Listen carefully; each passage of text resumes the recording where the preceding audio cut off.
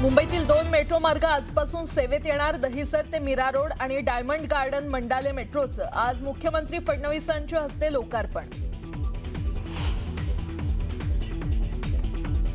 शिवसेना उभाठ्याच्या मुंबईतील नगरसेवकांची आज बैठकीत उद्धव ठाकरे आणि आदित्य ठाकरे करणार संबोधन. डोनाल्ड ट्रम्प यांचा इराणला सर्वात मोठा इशारा. एका रात्रीत संपूर्ण इराण नष्ट करू शकतो. ती रात्र आजही असू शकते. ट्रम्प यांच्या इशाऱ्यानं जगभरात खळबळ. इस्रायलचा तेहरानच्या 3 विमानतळांवर हल्ला. बुशहरमधील इराणचा नौदल तळ उडवला तर सर्वात मोठ्या तेल प्रकल्पावरही केला हल्ला. इस्रायलचा लेबनॉनमधील गोलानी ब्रिगेडच्या तळांवर हल्ला तर हिजबुल्लाचे 300 पेक्षा जास्त तळ उद्ध्वस्त केल्याचा दावा. आणि आसाम, केरळ आणि पुदुच्चेरीच्या निवडणूक प्रचाराचा आज शेवटचा दिवस. प्रचाराच्या शेवटच्या दिवशी पंतप्रधान मोदींसह अनेक दिग्गजांच्या रॅली. आणि बातमीपत्राच्या सुरुवातीला मुंबईकरांसाठी एक मोठी बातमी. मेट्रो 9चा दहिसर काशीगाव आणि मेट्रो 2B चा डायमंड गार्डन मंडाळे या 2 टप्प्याचं मुख्यमंत्री देवेंद्र फडणवीस यांच्या हस्ते लोकार्पण होणार आहे. मेट्रोचे हे दोन्ही बहुप्रतीक्षित टप्पे प्रवासी सेवेमध्ये येणार आहेत. त्याशिवाय TBMद्वारे ठाणे बोरिवली दुहेरी बोगदा मार्गाच्या खोदकामाची सुरुवात आणि BKC मध्ये उभारल्या जाणाऱ्या पॉड टॅक्सी प्रकल्पाचं भूमिपूजन देखील मुख्यमंत्री आणि उपमुख्यमंत्री यांच्या हस्ते केलं जाणार आहे. मुंबईत सध्या 4 मेट्रो मार्गिका सेवेत, आणखी 2 नवीन मेट्रो मार्गिका सेवेत दाखल होणार आहेत. तर मेट्रो मार्गिकेतील डायमंड गार्डन ते मंडाले टप्पा 1, मानखुर्द आणि मेट्रो 9 मार्गिकेतील दहिसर ते काशीगाव टप्पा 1चं लोकार्पण होणार आहे. मुंबई शहर आता अधिक वेगवान मेट्रोमय होणार आहे. सध्या मुंबई मेट्रोचं जाळं 90 किलोमीटरवरून 2026 पर्यंत 120 किलोमीटर टप्पा पार करणार आणि त्यामुळे मुंबईकरांचा प्रवास अधिक सुलभ होणार आहे.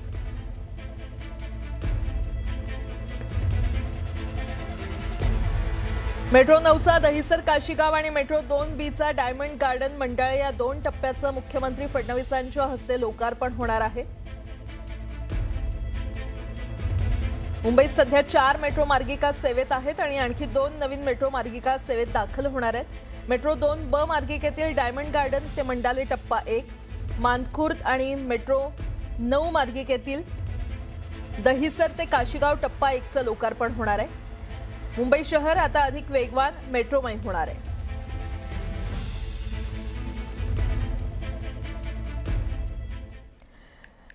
तर पुढची बातमी पाहूयात. मुंबईच्या दळणवळण क्षेत्रामध्ये आणखी एक आधुनिक पाऊल खरं तर पडणार आहे.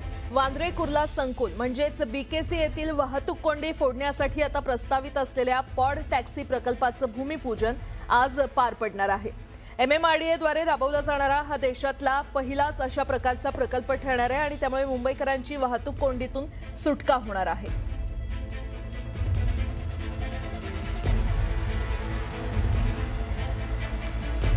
मुंबईच्या दळणवळण क्षेत्रामध्ये आणखी एक हे आधुनिक महत्त्वाचं पाऊल पडतंय. वांद्रे कुर्ला संकुल म्हणजेच BKC येथील वाहतूक कोंडी फोडण्यासाठी प्रस्तावित असलेल्या पॉड टॅक्सी प्रकल्पाचं भूमिपूजन आज होणार आहे. MMRDA द्वारे राबवला जाणारा हा देशातला पहिलाच अशा प्रकारचा प्रकल्प ठरणार आहे आणि त्यामुळे मुंबईकरांची वाहतूक कोंडीमधून सुटका होणार आहे.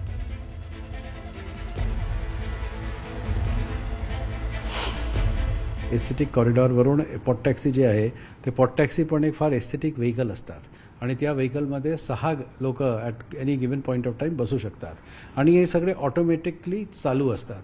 So station is given. Taxi जी आहे ते एक त्या स्टेशनमध्ये येतील. त्या ठिकाणी ते टॅक्सीच्या दार जे आहे ते आपोआप उघडतात.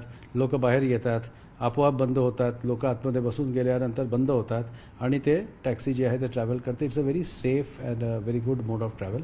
आणि आपण आता जे BKCमध्ये हा पॉड टॅक्सीचा प्रकल्प करतो आहे हे निश्चितच BKCचे ऑफिस गोअर्स जे आहे त्या ऑफिस गोअर्सचे लास्ट माईल कनेक्टिव्हिटी म्हणजे from Bandra station to Kurla station आणि मध्ये जे आहेत लाईन 3 आणि आमचे लाईन 2B हे सगळ्यांचे लास्ट माईल कनेक्टिव्हिटीचा एक चांगला सोल्युशन असणार.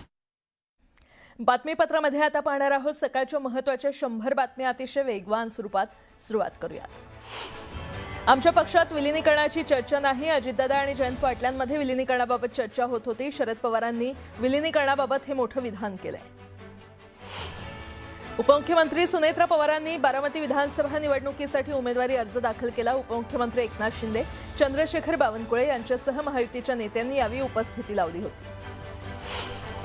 बारामती विधानसभा पोटनिवडणुकीसाठी काँग्रेसनं उमेदवारी अर्ज दाखल केलाय. आकाश मोरेंनी काँग्रेस पदाधिकाऱ्यांच्या उपस्थितीमध्ये अर्ज दाखल केलाय. यामुळे सुनेत्रा पवारांना काँग्रेसचं आव्हान असणार आहे.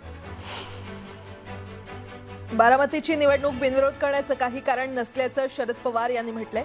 काँग्रेसनं उमेदवार दिला हा त्यांच्या पक्षाचा निर्णय असल्याचं मत त्यांनी व्यक्त केलं. खराचे सीडीआर कुणी आणि कसे काढले हा महत्त्वाचा मुद्दा असल्याचं सुषमा अंधारे यांनी म्हटलंय. ज्यांनी सीडीआर काढले त्यांच्यासोबत ज्यांचे सीडीआर त्यांच्यावरही कारवाई करण्याची मागणी अंधारेंनी केली. नाशिकमधील काही बड्या पोलिसांचे इनपुट दिलेत. खरात प्रकरणात वरिष्ठ पोलिसांचा संबंध आहे का याचा तपास गरजेचा असल्याचं अंधारे यांनी म्हटलंय. पुरावे नष्ट केल्यास जबाबदार कोण असा सवाल देखील अंधारे यांनी विचारला. भोंदू खरात विरोधात ईडीनं फास आवळलाय. महाराष्ट्र सरकारच्या चौकशीच्या मागणीनंतर आर्थिक व्यवहारांची देखील चौकशी करण्यात येणार आहे. खेरवाडी पोलीस स्टेशनमध्ये मनसे कार्यकर्ते आणि पोलिसांमध्ये वाद झाला. आर्किटेक्ट कॉलेजच्या घोटाळ्याबाबत एफआयआर नोंदवण्यास नकार दिल्यामुळे कार्यकर्ते आक्रमक झाले. मुंबईतील गोराई बीचवर बेकायदेशीर घोडागाडी आणि बैलगाडी शर्यतीचं आयोजन केल्याचा आरोप करण्यात आलाय. या प्रकरणात गोराई पोलिसांकडून गुन्हा दाखल करण्यात आलाय. धाराशिवच्या भूम तालुक्यातील शेतकऱ्यांनी रास्ता रोको आंदोलन केलं. महावितरण विभागाचा ढिसाळ कारभार असल्याचा आरोप करण्यात आला. तातडीनं वीजपुरवठा सुरळीत करण्याची मागणी यावेळी करण्यात आली. मुंबईत मनराज प्रतिष्ठानतर्फे मा शिला क्लिनिकच्या 4थ्या वर्धापन दिन साजरा करण्यात आला आणि यावेळी 1000 आशा सेविकांचा सन्मान करण्यात आला. सोहळ्यात गरजूंची मोफत वैद्यकीय तपासणी करून औषध वाटपही करण्यात आलं. पुण्यातील कथित लैंगिक अत्याचार प्रकरणात अटक करण्यात आलेल्या ऋषिकेश वैद्य याला लष्करी न्यायालयानं 14 दिवसांची न्यायालयीन कोठडी सुनावलेली आहे. तपासादरम्यान आरोपीकडून 5 मोबाईल फोन, व्हिडिओ, फोटो आणि चॅटिंगची माहिती अत्यंत महत्त्वाची असल्याचं पोलिसांनी न्यायालयात सांगितलं. धुळ्यामध्ये घरगुती एलपीजी गॅसच्या समस्येकडे लक्ष वेधण्यासाठी वंचित बहुजन आघाडीच्या वतीनं अनोखं आंदोलन करण्यात आलं. यावेळी वंचित बहुजन आघाडीच्या वतीनं शहरातील डॉक्टर बाबासाहेब आंबेडकर पूर्णाकृती पुतळ्याजवळ चुलीवर स्वयंपाक करून गॅस टंचाईचा निषेध करण्यात आला.